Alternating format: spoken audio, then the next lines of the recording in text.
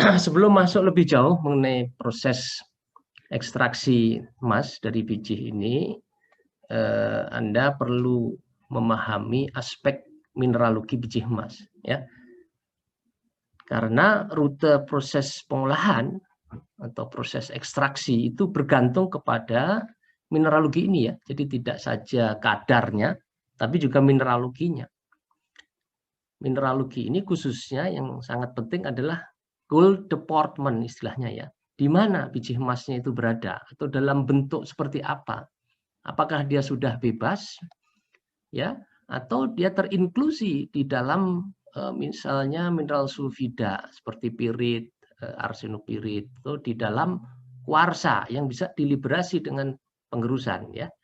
Kemudian ukuran butirannya sebesar apa? Ya, kemudian apakah di dalam biji itu ada material-material karbonaceus, material-material yang mengandung karbon, baik itu hidrokarbon, karbon organik, ya, maupun mineral-mineral karbonat, ya. Nah, itu penting untuk dipahami terlebih dahulu karakteristik biji ini, ya, agar nanti pilihan rute proses ekstraksinya itu efektif. Efektif dalam hal apa? Ya, dalam hal perolehan emas yang dapat diperoleh, gitu. Atau persen ekstraksi atau recovery-nya, ya. Sebenarnya emas itu di dalam biji merupakan mineral yang bebas, ya, berdiri sendiri, ya, dalam hal ini native gold, ya, atau berupa senyawa, ya, berikatan dengan unsur lainnya. Misalnya dalam bentuk elektrum, ya. Jadi elektrum itu paduan AuAg, ya, di mana persentase massa Ag-nya 20-50%. Atau dalam bentuk senyawa telurida, ya. Au, Ag nanti berikatan dengan tellurium atau Te, ya.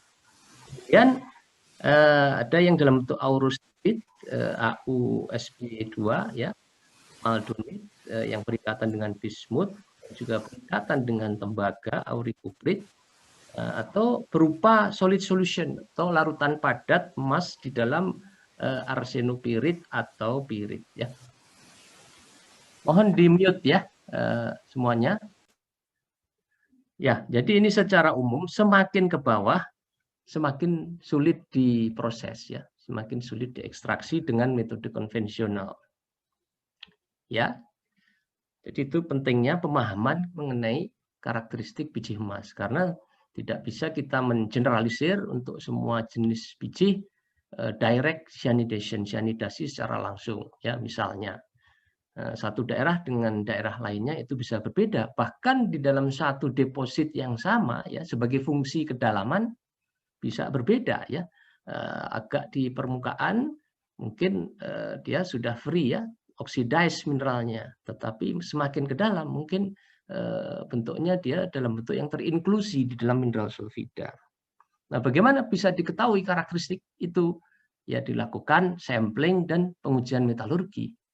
Ya, pengujian metalurginya, ya, analisis kadar dengan fire assay, komposisi kimia dengan XRF, ya, lalu XRD untuk identifikasi mineral dominan, ada uji mineralografi, ada uji size by size assay, kemudian untuk mengetahui recovery-nya bisa dengan bottle roll test, ya, dan seterusnya.